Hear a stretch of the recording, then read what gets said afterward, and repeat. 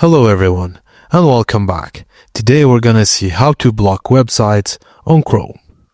Firstly, open Google Chrome and go to the Chrome Web Store. Search for BlockSite extension, then click the correct result and press Add to Chrome, then Add extension. Go to the website you want to block, then click on the BlockSite icon in the top right Chrome toolbar. Click the Block This Site button and you'll now see a notice page whenever you visit the site indicating it's blocked. Just click the Block Site icon, then click the Gear Settings icon. In the Block Sites tab, manually enter more URLs to block. BlockSite is a freemium. Basic blocking is free, but advanced features like scheduling, adult filtering, and password protection may require a paid upgrade. And that's it, guys. Thank you for watching, and please don't forget to like and subscribe for more.